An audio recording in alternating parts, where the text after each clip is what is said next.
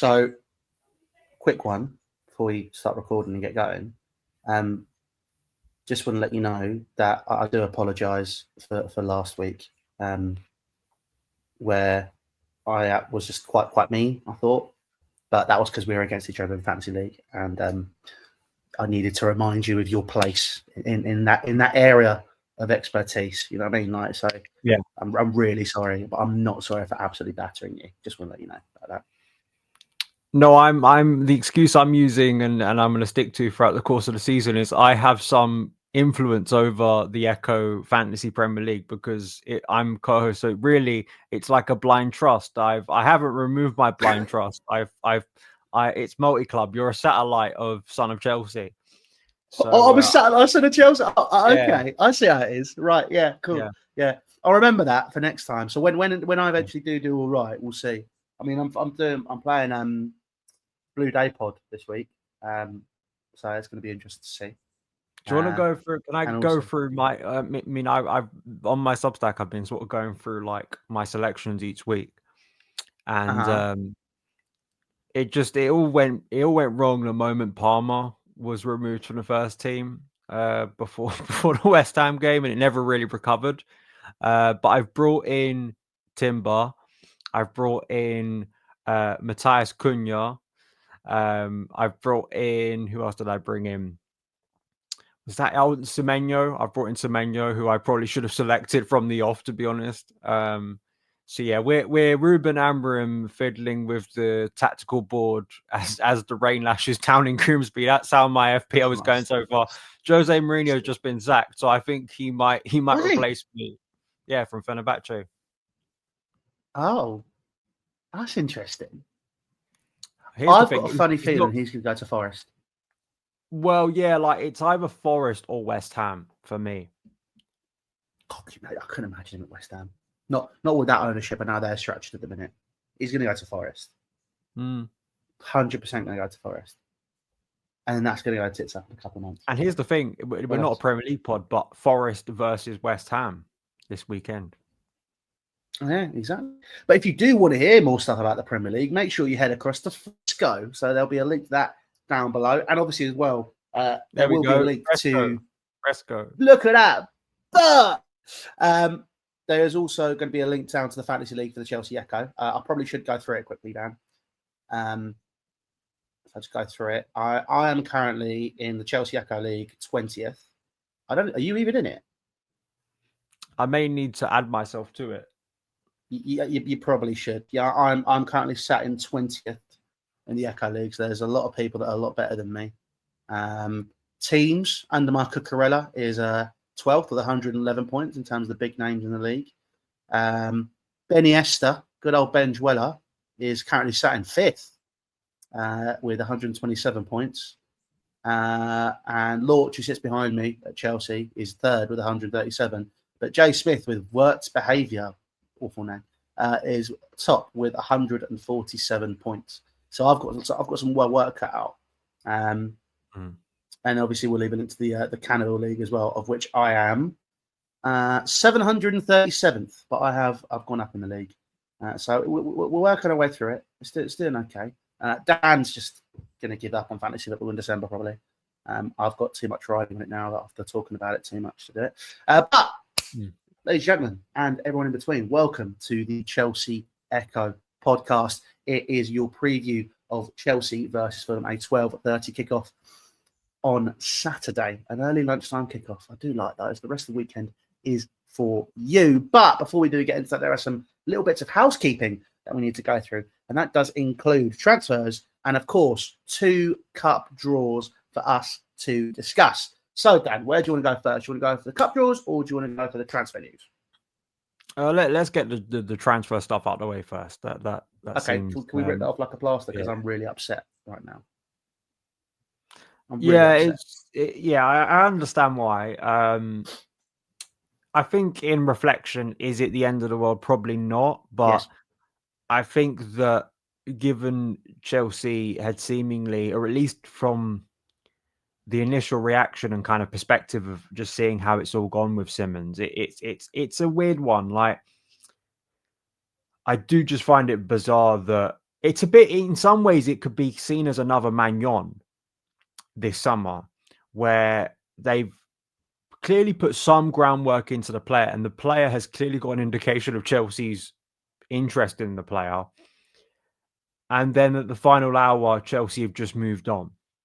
And that's what I find quite puzzling. It's not, it doesn't seem to be a case where Chelsea have gone in for the player seriously and lost out to Spurs, but they've kind of just moved on, which I find a bit weird. And listen, like, whether people think it's fair or unfair, and it's not that Chelsea have, in some ways they have, I get it. The problem is for Garnacho, right? Already Garnacho's, in some ways, he's got a struggle on his hands when he arrives at Chelsea, because there is a lot of people who already have a downer for him, and I think you're one of those. And if you are also, like yourself, one that, was a big fan of Simons and wanted to see him come in, it looks like Chelsea have chosen Garnacho over Simons, which maybe is simplifying it, which maybe is a bit unfair, but it does mean that Garnacho has to be a success. I mean, I just, to put it to you, I was quite irritated generally by some of the reporting around Garnacho. I've never seen it for a transfer before, and maybe it's them because of what's happened with Felix, with Drewsbury, Vega, and other transfers. He's like, well, if it doesn't work out of Garnacho, he'll have a good market for him to sell on. And I'm like, no, that's not how it works. It's not, you don't sign a player and then if it doesn't work out, you gain no criticism for it because, well, we always had it in a plan that it might not work out. Like, that's a cop-out in my opinion. That's not how transfers work. Like, I'm judging Garnacho, I'm judging everyone we sign based on how they do on the pitch. That's still, surely that should still be our primary objective. And it's if Garnacho doesn't work out, I'm not going to sit there and go, well, he has a good market value. And sure, Chelsea may sell him off for a profit, as they do with a lot of players, but that doesn't mean the signing itself was not a failure. We sold Joao Felix for an insane price based on his output, but he still was a bad signing for Chelsea. Those two things for me are still, they're still part of the conversation. Yeah, no, I definitely think that's the case. I look at it and I go, well, if he's not any good, there is that now, because I think it's fair to say that with over 307 million in sales, Chelsea can sell a player. So for me, as you very well know, I missed the safety net. So the safety net is there of, okay, if it doesn't work out, there is that. However, keyword there is the safety net, because that means it's not a priority. It's a secondary thing. I get why Alejandro Garnacho is probably been prioritised. He's homegrown. He's under 21. He fits bills which Chelsea need to get covered. It's all there. It ticks all the boxes. And he was a player who was forcing a move, meaning that could get done quicker because all parties involved just want this sorted and finished. So I look at that and I go, okay, well, if that's the case, then fine. So be it, right? He is somebody who, look, as soon as he pulls on a Chelsea shirt, I'm going to back him, because I'd be silly not to. I'm not going to be one of those petulant children on Twitter who have their Avi as, his face with a cross over it, or every time he does something wrong, they're going to be under a microscope for no reason because he makes one bad pass in a game and he's done whatever, but they don't show the merits of what he actually has done. I will be critical of him, but that's the narrative, as I like to call them, the narrative humpers. Exactly, the narrative humpers. That's another one. We got stat shaggers, narrative humpers. We probably need to come up with some others as well soon, but it all needs to be involved with shagging. So if you've got any ideas, things people can be called below, let us know. But I look overall. I look at Garnacho. I think he does maybe bring something to the team on that left hand side and on the other wing as well. Actually, obviously, friend of the pod and member of the Fresco Collective, Kim Cathari, is actually, as we're recording this on the Friday, he's actually in Maresca's presser, and he's got a few questions to ask about Garnacho. So we'll be finding out about that later and his thoughts around the arrival of the Argentinian. But I think I am disappointed that Chelsea have pulled out of the Xavi Simons race. purely emotionally. If we're looking at it tactically and we're looking at it just solely scientifically from a football perspective, right? He wasn't necessarily needed should Garnacho come in. I think you've got Cole Palmer, you've got João Pedro can play in the 10. The problem that does leave us a little bit light at the top end of the pitch. Should that be the case, I think that there's not going to be the opportunity to cycle players as much. But I think Xavi Simons was a bit of a luxury player. And I know it sounds like me going and trying to find any reason to find merit in Chelsea not signing him. But I do feel it's another Mike Maignan where there's been so much groundwork laid. It feels a bit ludicrous that they haven't actually gone and completed the transfer, especially with Christopher Nkunku now going to AC Milan, and that was what the main worry was. That was the main problem in not getting this transfer done. So, or supposedly what was briefed, that was the problem as to why it wasn't done. And then obviously, Tottenham with their distinct lack of number 10s available, losing out on Eze, not getting Morgan Rogers, not getting Morgan Gibbs-White, it was bound to happen that they were going to start sniffing around, and they have done. So, the fee's been agreed with them. I'm still holding out hope for a Willian situation where Chelsea are going to come in last minute and go, look, we'll match the fee and we'll do whatever, but it's very unlikely. But yeah, I'm just a bit gutted that we're not getting him because I think he's a fantastic player, and he's only going to get better as well. And especially if he goes to Spurs, he's going to do so well there as well. I can just see it happening. I would say, though, as I consistently say, obstacles are opportunities. And I think that, you think about what this means for other players within the squad. Like, does this mean we now see João Pedro more as a number 10 and the excitement and potential that could come from that? The knock-on effect that it means that both Jamie Gittins and Alejandro Garnacho probably play more minutes over the course of the season. Because if you'd signed both Garnacho and Simons, like, people go, well, they play in different positions, but it has a knock-on effect. There's only so many players you can field at once in the attacking structure that Maresca uses. So I think that for other players, it's a bit like the centre-back situation. Like, I understand why people were a bit sour that there's no centre-back coming in. It looks like at the time of recording, but I think about the benefits of Josh Achimpong getting development time and hopefully blossoming into a really, really good centre-back for Chelsea. So, yeah, I mean, Nkunku leaving, I'm happy for him. I think it'll be exciting to see what he does at AC Milan. I think, Rafa Leao and Nkunku in the same attack in Serie A with Ruben making late runs. And great Chelsea B team, isn't it? Yeah, it really is. And I think it's for Nkunku, it's a shame, really, because I don't see him in the same light as, say, Werner or even Havertz, because he had a weird Chelsea career in the sense that he got injured so early on and he was so brilliant in those 2 pre-seasons. And then, he was a B team player for half of last season. And then he did get a run in the team, but not really in his best position. And he did look bad for some of those appearances, no doubt. So it's, there's that. And then Jackson is still kind of the loose thread that we're not really sure on, because, I mean, I don't know about you. I would keep Jackson now. I would keep Jackson, and I'd love to see Jackson as a focal point along, like Liam Delap and Jackson could be focal point options for Maresca.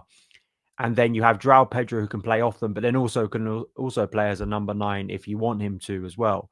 And I just think it strengthens your squad. I mean, maintain what you already have, and it's not an Isak situation where Jackson has turned around, stuck 2 fingers up, and is like, I think Jackson would be reintegrated pretty easily. At least it seems to be that way. So I don't really understand why that's like a foregone conclusion. He has to leave, but we will see on all those. I think that's really it for transfers. I mean, there doesn't seem to be much else. Until there may be, of course, Disasi, I think, still hasn't left permanently, has he? No. Sterling still hasn't left permanently. But I've always felt there are a few of these moves that I always felt would go to deadline day and probably end up somewhere in Turkey, because it always feels like there's some of these deals that just get done. Because aren't there some nations that have longer deadlines than we do. I feel like Turkey close up after us, but let me just double check when their window closes. Turkey's window closes on September 11th. So, I think that we'll be seeing some players go there. Whether or not we're going to see them actually want to make that move permanently is another question.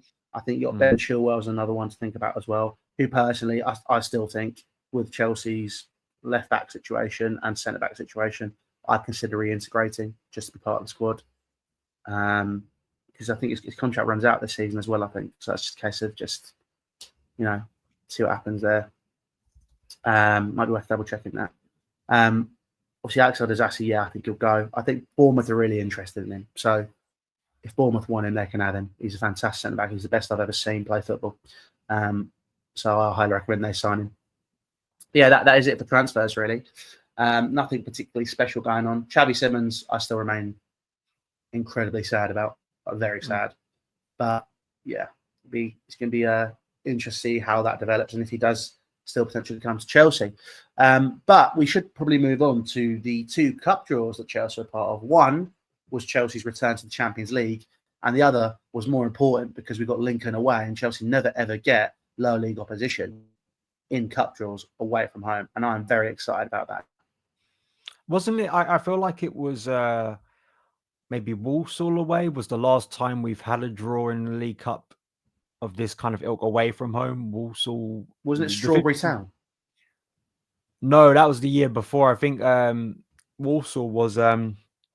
I swear Baba Rahman scored against Walsall. I'm pretty sure it was that bad year. But yeah, Strawberry was the year before. But yeah, it's a nice. I mean, it was quite weird. I obviously after the Grimsby game, you turn onto it and then you realize it's all kind of been predetermined that it's going to be a draw where you can only get so many teams. But bias wise, that helps Chelsea out because you want a favourable draw at this stage of the competition in the mix of the Champions League. I do have a bone to pick, and I saw your response and your text to me as soon as Chelsea's Champions League draw came out.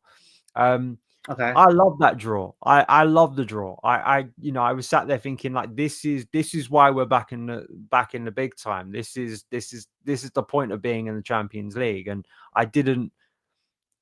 I'm always, and I said this to you before we play PSG, like you want to be at the table. You don't like this is why you're in these tournaments. I've never understood the fear that, oh no, we have to play some good. We knew we were going to have to play some good teams. Sure, there were other pot one teams who got a more favorable draw, but it's part of the point of being in the Champions League. Is, I mean, what would you prefer?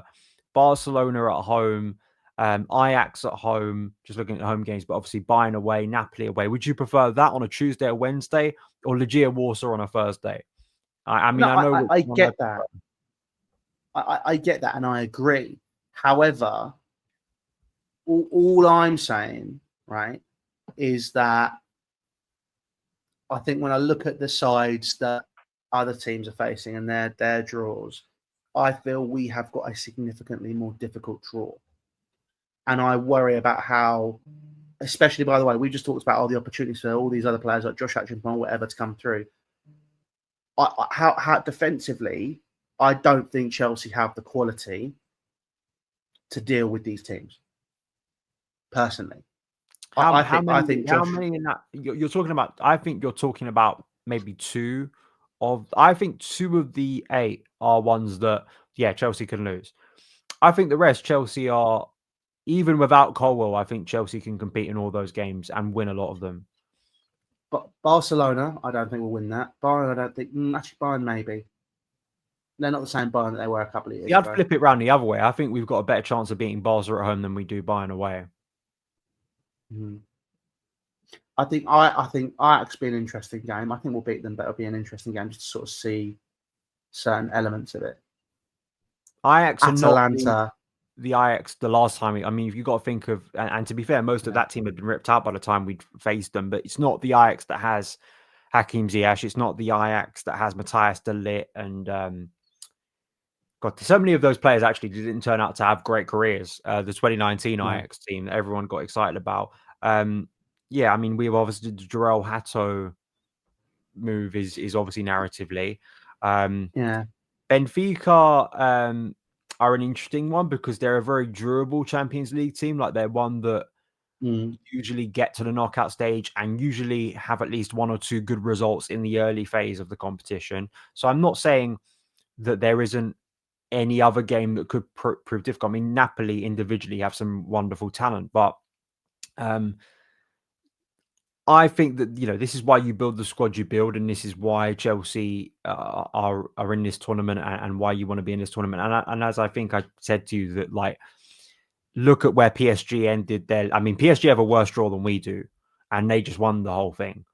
I think PSG, if I remember rightly, they have so many. I think 8 out of 8 top 6 leagues or top 5 leagues. Like they're facing really, really difficult opponents throughout the whole of that league phase, and because you have more room for error, it means that you can lose a couple of the games, and you're not sure how all these teams are going to face and play out, and where Chelsea are in the season, where these teams are in the season.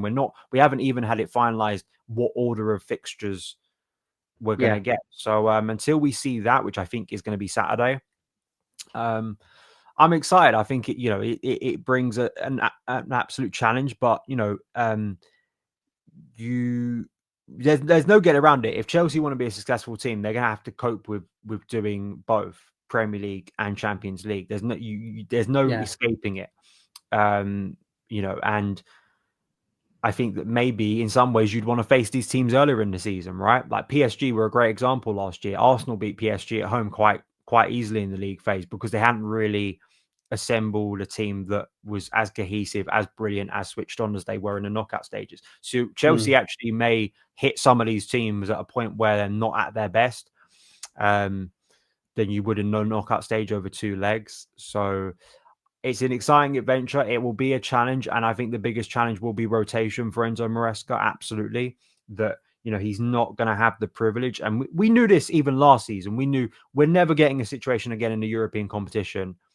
Arguably the Europa League, but even with the Europa League nowadays, I think you're going to be much more tested in throwing more first team players into your 11 than you are in the Conference League. In the Conference League, you're such a unique situation that Chelsea could field effectively 11 different faces to the Premier League and split out 2 squads. You can't do that with the Champions League. So the club have had enough time to prepare for this eventuality, and I hope Chelsea are good enough to take it as an opportunity rather than like something to fear. Yes, I grant you it's a difficult run of games, but this club's history in this competition has been built off difficult runs of games and getting through them. Absolutely. But I mean, my whole thing, right? There's 5 games there which I think could be testing. You've already mentioned 3 of them. Look, Barcelona and Bayern, I think, are going to be really interesting to see where Chelsea are at. I think those are going to be the ones which I think the real tests. We're going to go, well, this is where Chelsea are as a club right now. Let's figure this out. Let's push on. Benfica, I agree with you, are extremely durable, and it's going to be tough to break down and tough opponents to play against. Atalanta, by the way, are no mugs. They're a good side, and I think as well they're another durable team. I think we call Napoli, that the Jay McIntosh derby. Oh yeah, because he's an Inter fan, isn't he? I don't think. Yeah, but he does have a soft spot for Atalanta. I mean, he has a soft spot for a lot of clubs, to be honest. But it is the I think it's the hipster fixture of this league phase, isn't it? It's the one that hipsters around the world celebrate. Oh yeah. I haven't even texted Jay about it yet, but I probably should. I have to say though, Napoli one. Paphos as well. I have personal experience that the Paphos one was one that someone quite close to me was very excited. What was willing? It wasn't Nick. Was willing to come to fruition because of Greek heritage and their Cypriot heritage, and they're very, very happy. And as well, there's David Luiz within there as well. Yes, and then you have Karabag, the famous, infamous Karabag, which of course has history of Chelsea as well. Karabag. I mean, look, I am.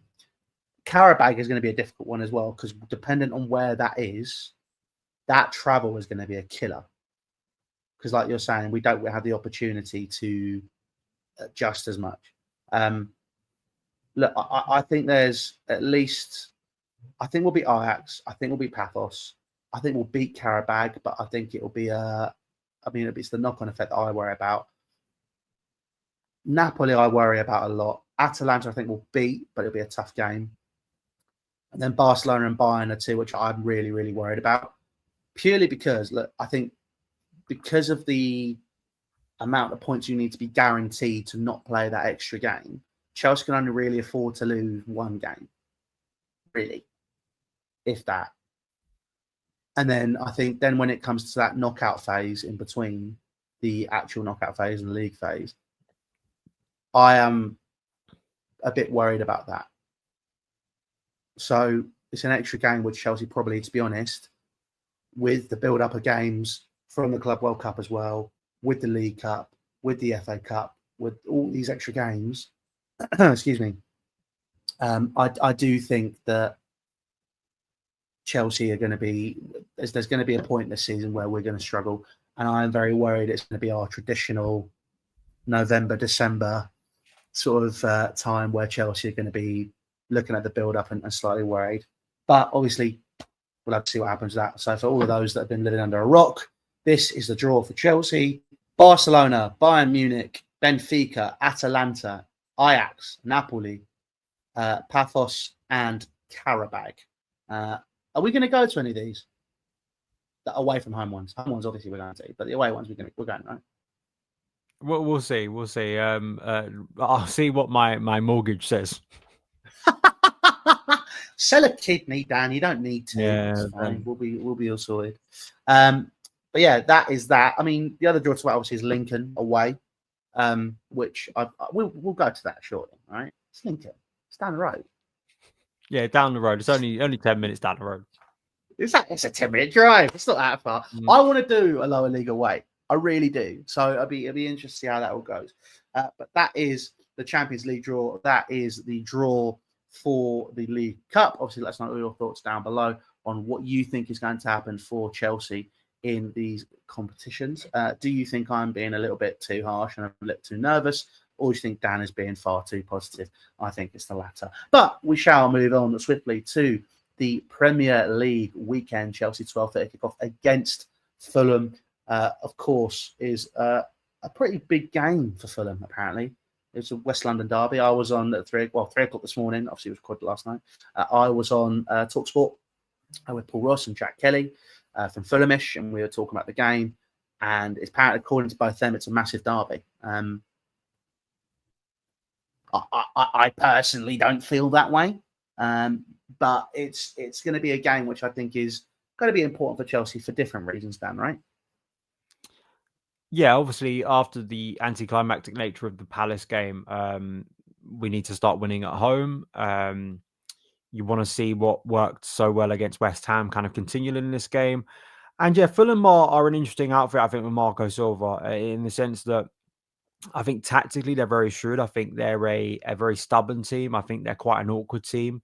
You watched that against Man United last week, where for kind of the first period of that game, they were outplayed, and they were outplayed for sections of the Brighton game as well.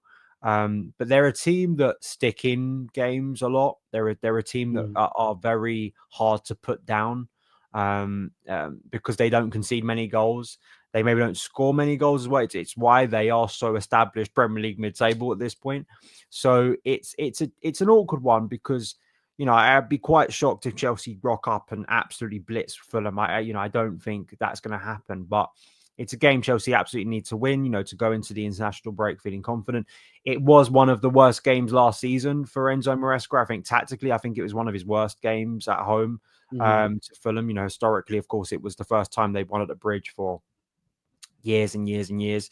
And I thought tactically in that game, it was one where Maresca just didn't look proactive enough to me. The game turned very early, even after, Cole Palmer scored a brilliant goal, and seemed like Silva. And to be honest, if you look at both games against Fulham last year, it was kind of the reverse of the cottage, where Chelsea were quite atrocious for a long period of the game. And then Tyreek George swivels, turns and drills a shot into the bottom corner, and Chelsea win that game late on. So it's it's going to be a challenge, and I think you have to respect obviously what Fulham have done in terms of I don't think many Chelsea fans, to be honest, have ever seen this as a derby. I would argue that because of some more recent history, it kind of sometimes feels like the QPR games are a bit more fierce than Fulham. Even Brentford, because Brentford obviously have had quite a good record against Chelsea. And it has felt at times like us beating Brentford is a real obstacle every single year. So but it's 12:30, so maybe not quite the animated atmosphere that you'd hope for, but it's obviously an important one when you go into an international break. The first international break, it would put us on 7 points. I think 7 points in total, which is I think three or four more than last year at this stage of the season, which obviously is positive. And, you don't want to be going into that international break, as I say, with some kind of frustration, because it does linger for a couple of weeks. Yeah, no, I agree. And I think that's why this game's so important for Chelsea. I think the way that Fulham have been very durable against them, and it's been a situation which has been tough for Chelsea to break down. I think that game on Boxing Day last year was horrendous. It was the signs of what was to come for that back end of the season.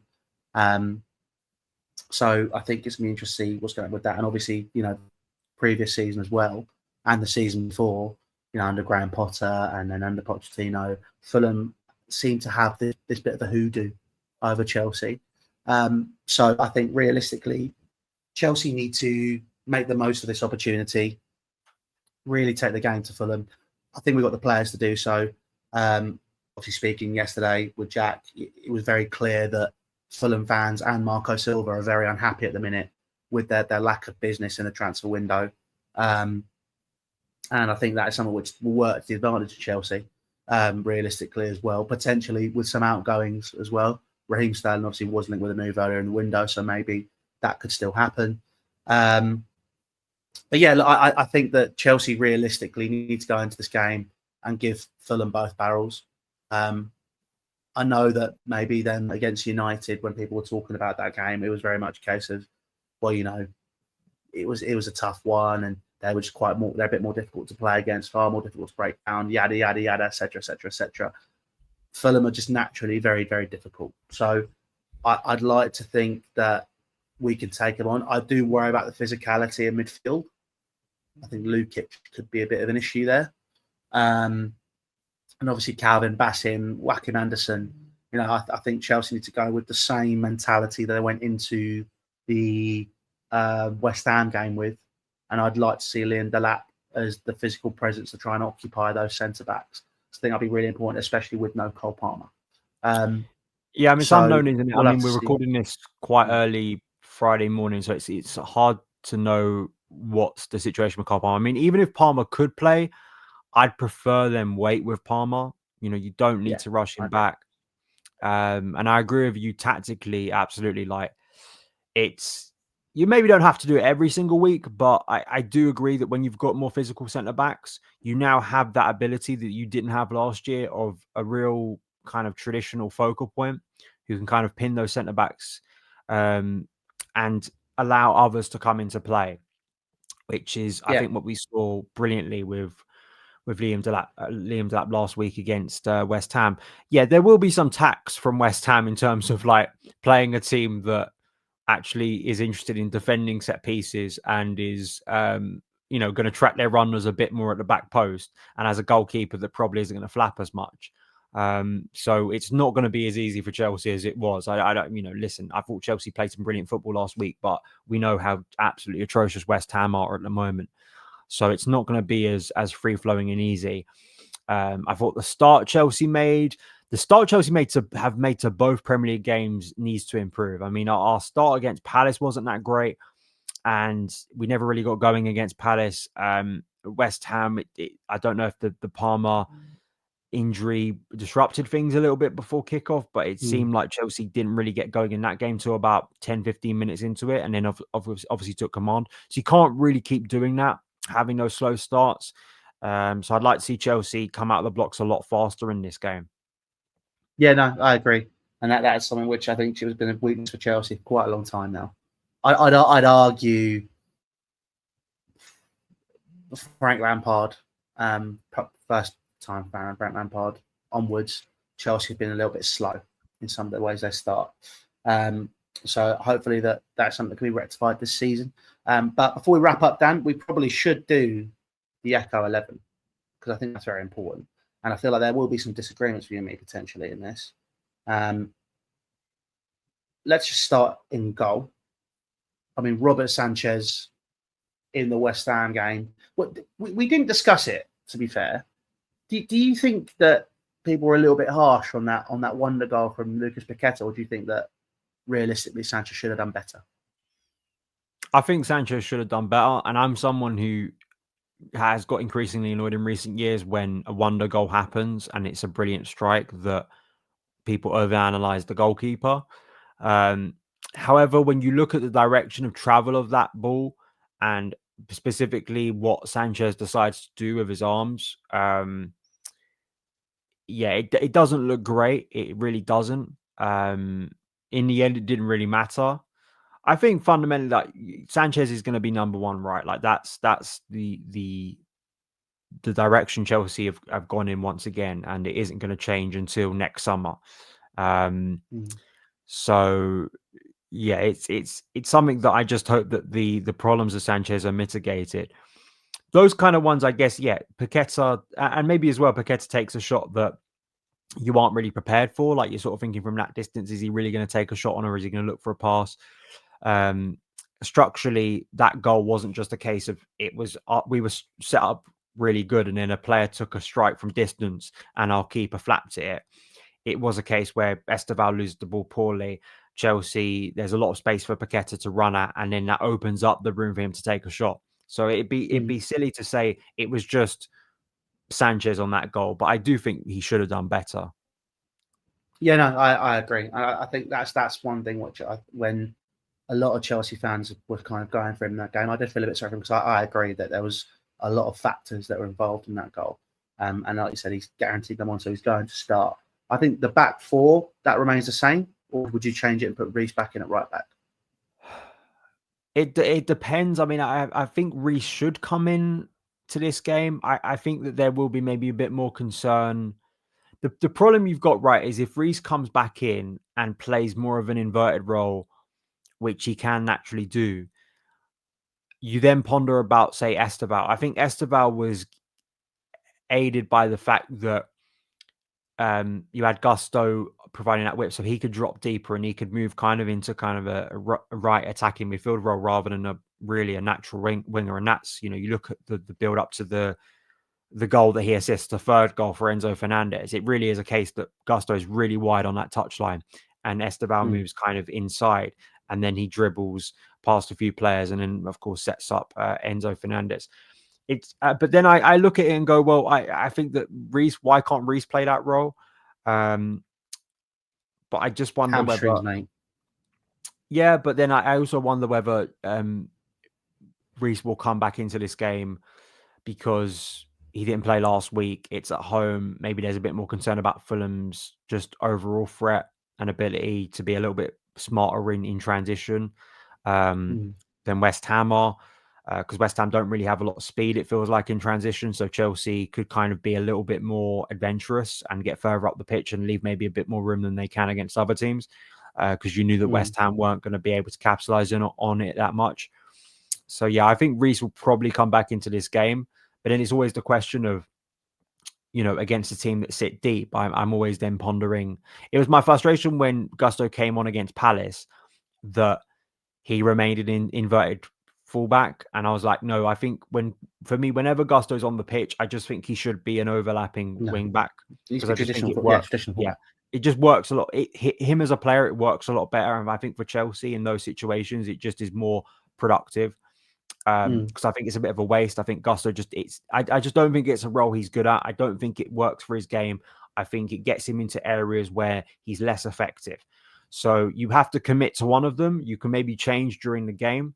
But if you're going to start Reece, I would start Reece. But then, you appreciate that maybe you are losing something and it maybe has an effect further up the pitch for, say, an Esteval who maybe has to play a wider role than he did last week. So in your head then, let's just say Cole Palmer's unavailable.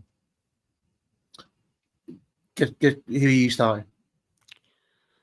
Well, I think we go for Reece. Yeah, I think Reece starts either way, to be honest. Cool. All right, then. So we'll go for that. So we've got Reece at right back, Tosin and Trev at centre half. I think that's a given. I think Tosin was, in terms of what Chelsea were lacking in the game against Crystal Palace, when Tosin Adebayo came in, he just had that ability to make those passes, to break the lines that we were missing with Levi. So I think he'll start and he'll come in. I think he'll make a difference. Obviously, Fulham fans hate him because he moved. Fair enough. That's what I never get. Trev obviously is now a pivotal part of Chelsea's system and the team. Simon Johnson actually wrote a fantastic column on it on The Athletic. So if you haven't read it, I do advise that you go across Athletic, give that a read. That will leave a link down below to that piece. Left back, Marco Correa, given. 3 in midfield, Fernandes, Caicedo, João Pedro. Yeah, I think it makes sense that trio worked very well, especially João Pedro. Enzo Fernandez looked obviously a lot better than he did in the first game against Palace, where I think he looked a little bit sluggish. So yeah, I mean, I think it is kind of the first choice. The bigger question will be, of course, especially once we start getting into that Champions League routine of players like Andre Santos probably pushing for more minutes in the Premier League. No, I agree. And I think that's going to be the big one. I think he's going to be such an important player for Chelsea this season. When there were the rumours last week about potentially having a move, that's when I started panicking. I was like, oh, don't want that. And he's too good for that. So, to have him come into the side as an option as well, off the bench in this game as well, when we're talking about physicality, I think that would be really important. And I think he's going to be the natural replacement to Enzo Fernandez in these games. Just purely from that, as we saw in Liga last season, box crashing midfielder, scores a lot of goals. Enzo Fernandez has matured into that player for Chelsea. And I think, Andre Santos will be doing something similar there. João Pedro, I think, was going to fill in really well, just in terms of that number 10 slot, while Cole Palmer's unavailable. Just a player which can come in, step in.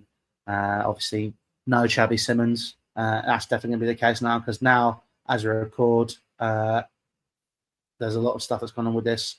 Xavi Simons has just signed his contract with Spurs for 2030. So that is done. And according to... Who's this? Is this the brief or is this someone else? According to Fabrizio, Xavi Simons really pushed for Chelsea, even when Bayern called, but it was never sealed with Leipzig. Advanced, concrete, sure, but done, sealed, or here we go was never the case. So there we go. I mean, to be very honest, that's... not what he was saying a few weeks ago, but we all know. Anyway, Esteval, we have Esteval Willian. So I think he probably does start. I guess the question is that if you're not playing, I'm just trying to figure it out in terms of the overall setup. So you have it's basically a free, but you have the 4 of Reece, Tosin, Trev, and Correa. Central midfield, effectively Enzo Fernandez and Moises Caicedo. Esteval on the right. I think Neto keeps his place on the left, because I thought once again he was really good against West Ham. Pedro is the 10, and then I assume we're saying Delap as the number 9. Yeah, that's what I'd go for. It's exactly what I'd go for. Yeah, I mean, I don't think there'd be on performance. I don't think there'd be much disagreement with that. Of course, if Palmer's ready and if Palmer's fit and they think he can play, I think he starts the game. Then it becomes a question of who drops out. And I think people will be unhappy about that, but I think Esteval is the one that would drop out. The question then would become, well, does that then have further knock-on effects? Like, does that mean that João Pedro plays off the right? Or actually, I think that Neto would probably move over to the right, wouldn't he? And I think Pedro would move over to the left. And I like your logic, and I think we saw it last week. I like the idea against physical centre backs, and when it's working, stick with it and see if it can work for longer. And the great thing is you have options off the bench. You know, you have Jamie Gittins, you have Andre Santos. In that situation, if Palmer plays, you would have Esteval off the bench as well. So I think all of that adds up pretty nicely. It's just whether Chelsea can replicate the good attacking things they did last week. Yeah, and I think that's going to be the situation which Chelsea are going to need to show they can do, especially at home after the drab 0-0 draw with Crystal Palace. But Fulham are no mugs, as were Crystal Palace. So it's going to be a very interesting game to see how that all develops. But this has been the Chelsea Echo. That was your Echo 11 for the game. Robert Sanchez in goal, Reece James at right back, Tosin and Trev at centre half, Cucurella at left back, Caicedo, Enzo in the double pivot with João Pedro just ahead of him. On the right-hand side, you have Esteval, Willian on the left, Pedro Neto, and up front, Liam Delap. But that is the show. Tell us all your thoughts down below if you're watching on YouTube and if you're watching on Spotify as well. If you're listening on other audio platforms, please give us a 5-star review. It really does help the pod out quite a lot. We are pushing to become the greatest Chelsea podcast on the planet, so you can help us do that. If you want to go and join the Fantasy League, there'll be links to it in all of the bios for the show itself. Subscribe if you're watching on YouTube. Head across to Dan's channel as well if you want to see some more Chelsea content. We'll be back next week for we'll just do a quick review, I guess, because it's the international break. We'll just have a little chat, have a little catch up, because that's all you want to know about. But this has been the Chelsea Echo. I hope you've enjoyed it, and we'll see you next time. Ta-da.